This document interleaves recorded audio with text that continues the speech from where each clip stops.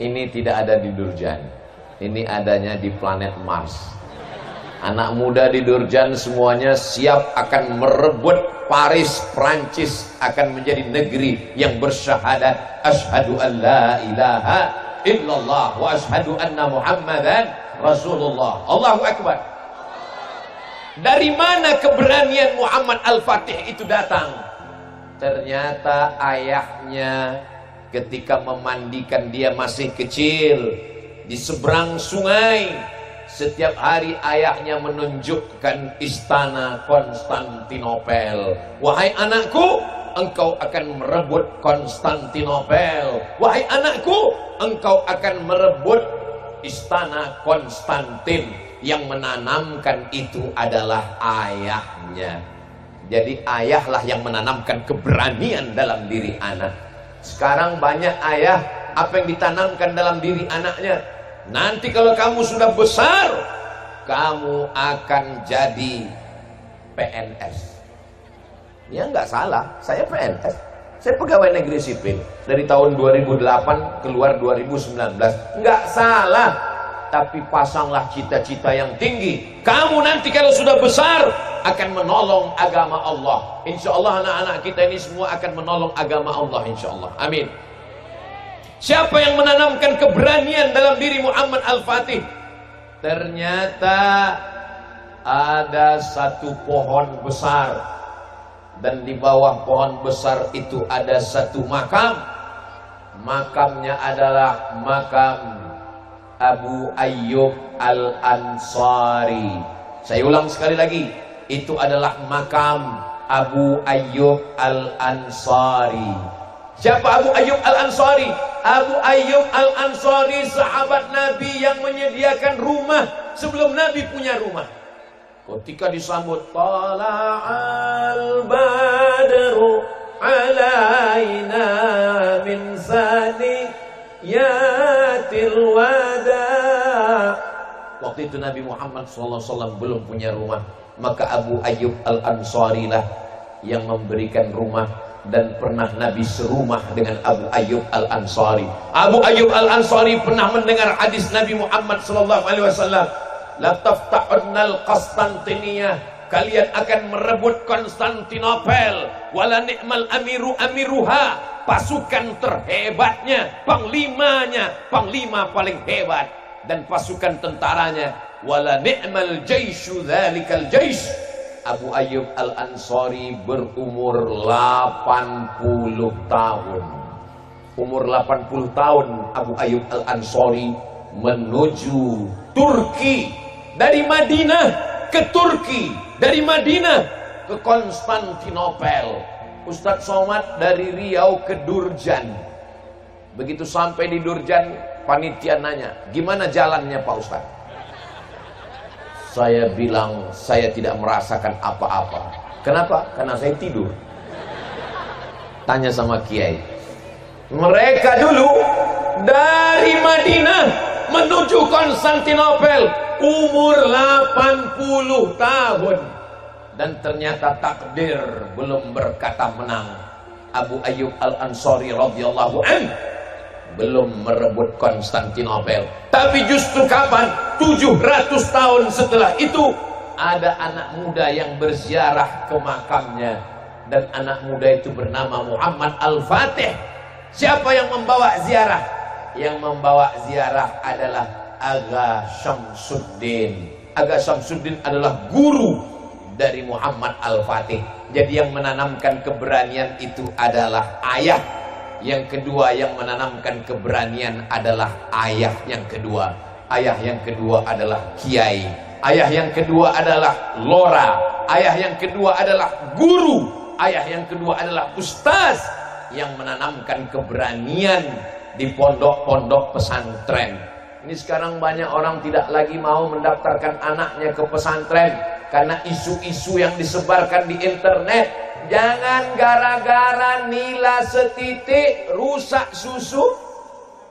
Dulu pepatahnya begitu. Jangan gara-gara nila setitik rusak susu sebelanga. Sekarang sudah berubah. Jangan gara-gara nila setitik rusak susu satu kotak.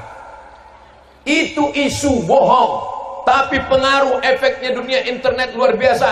Mereka mau menjauhkan anak-anak muda dari kiai, karena kiai mengajarkan jihad, karena kiai mengajarkan kemenangan melawan musuh-musuh Allah.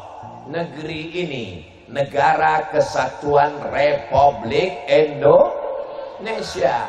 10 November Hari Pahlawan. Orang tahunya 10 November Hari Pahlawan. TNI mengusir Belanda, mengusir Jepang, mengusir PKI. Tapi orang lupa, TNI itu manusia, punya hati dan rasa, punya nyawa dan jiwa, punya pikiran, punya rasa takut. Kenapa TNI itu bisa berani?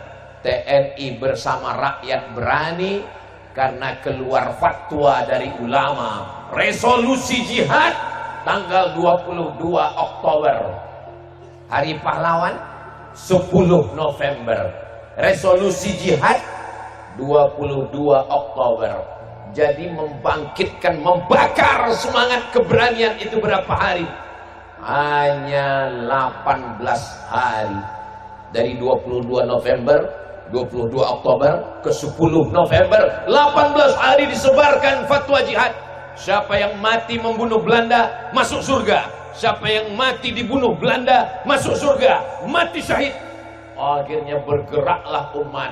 Akhirnya mereka semuanya menyerang pos-pos Belanda. Mereka bertakbir, serang Belanda, jihad melawan Belanda, bunuh Belanda, takbir, Allahu Akbar. Akhirnya Belanda lari potang-panting pulang ke Amsterdam, tinggal terong Belanda. Itulah yang sekarang diminum anak-anak muda kita, serang Belanda.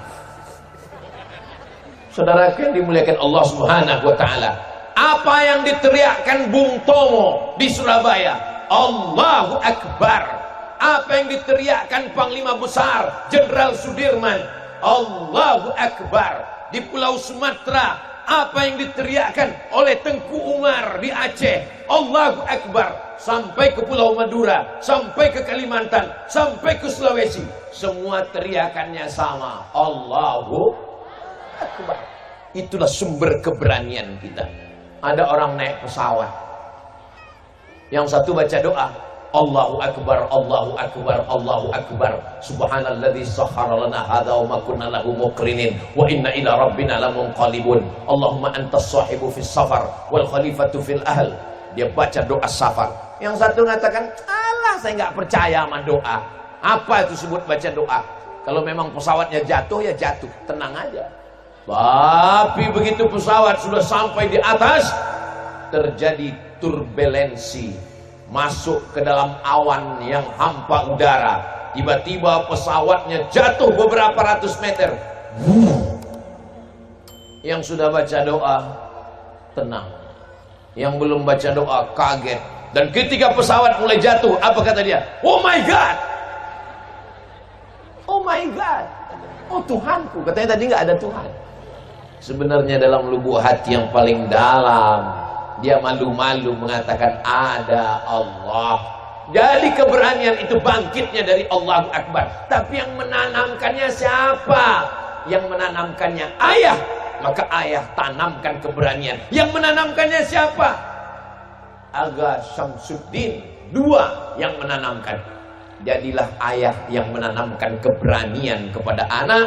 Dan jadilah ibu. Bagaimana Pak Ustadz? Oh, ibu perannya luar biasa. Kalau ayah hanya sekedar mengganti pampers sekali-sekali, kalau ayah hanya sekedar menanamkan, tapi ibu menanamkan keberanian dalam janin.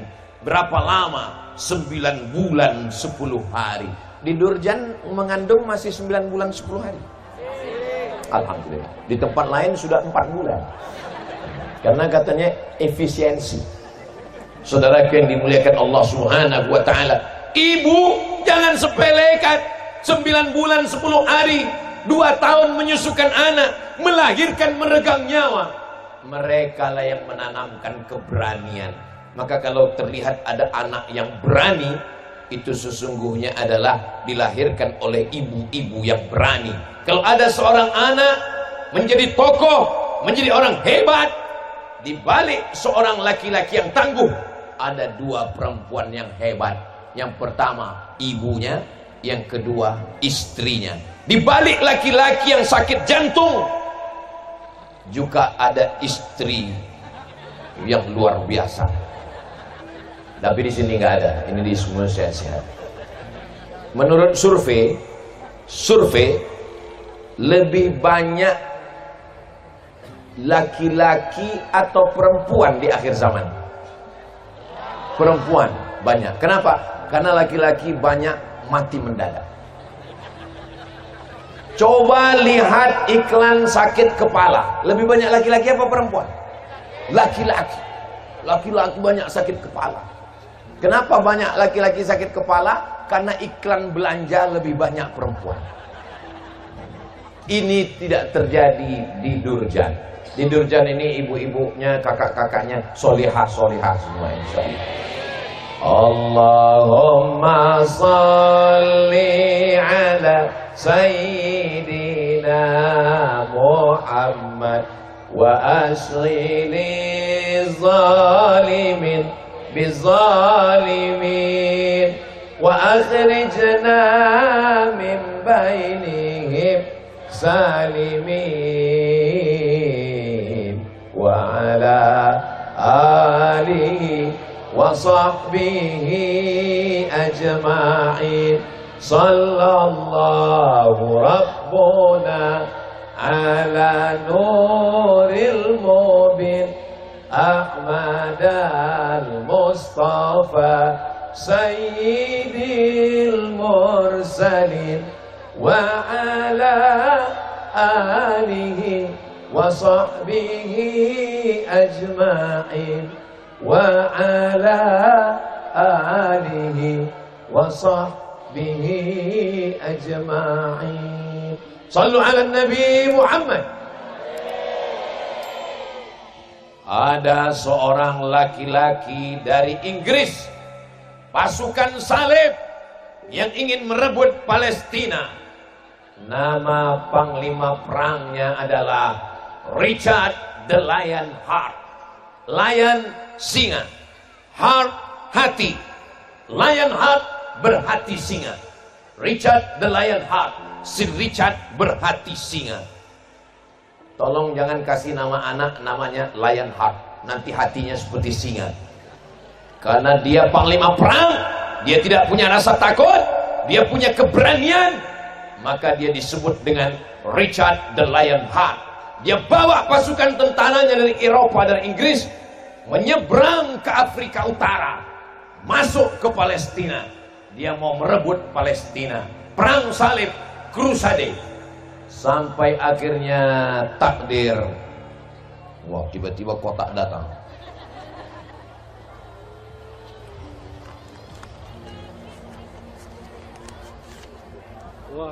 Masya Allah. Sudah dipoto.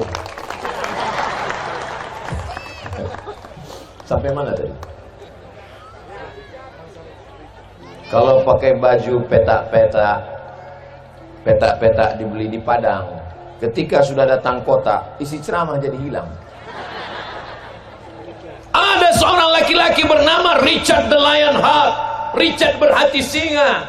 Dengan kekuasaannya, dengan pasukan tentaranya, menyeberang dari Eropa, Inggris, menuju Palestina. Dia mau merebut Palestina. Rupanya takdir berkata lain. Dia sakit, dia demam malaria. Akhirnya dia berada di kemah, menggigil kedinginan. Tiba-tiba di tengah malam datang seorang laki-laki, pakai baju hitam, kepalanya tertutup, wajahnya tertutup. Penjaga dia lewati, sampai di kemah Richard the Lion Heart, masuk ke dalam kemah dan kemudian bertatap muka langsung dengan si Richard the Lion Heart. Laki-laki itu berkata, "Hai Richard, seandainya aku mau membunuh kamu, aku tinggal mencabut pedangku dan aku akan membunuhmu. Kau mati, Richard." Laki-laki itu siapa? Laki-laki yang penuh dengan keberanian. Laki-laki itu bernama Muhammad Al-Fatih. Bukan. Laki-laki itu bernama kotak yang berada di hadapan Bapak Ibu itu kotak untuk masjid. Jadi duit yang terkumpul nanti semua itu akan diserahkan ke masjid. Jangan khawatir duitnya dibawa Ustadz Somad pulang. Nah, itu sengaja kotaknya dibuat bibirnya lebar, tidak dipakai selasiban, supaya yang nggak bawa uang bisa masukkan cincin, gelang, rantai, gigi emas, masukkan semua. Insya Allah itu semua untuk masjid, dan itu akan menolong kita nanti di hadapan Allah Subhanahu wa ta'ala. Pergi pagi pulang petang ke sawah cari uang, duit banyak, dimakan, ma'akal tafa'afnaita, uang yang dimakan busuk, wa malabista fa'ablaita, diberikan pakaian lapuk, wa mata saddaqta fa'ambaita, yang dimakan busuk, yang dipakai lapuk, yang disedekahkan, itulah yang akan menjadi bekal untuk hari esok menghadap Allah Subhanahu wa ta'ala. Amin ya rabbal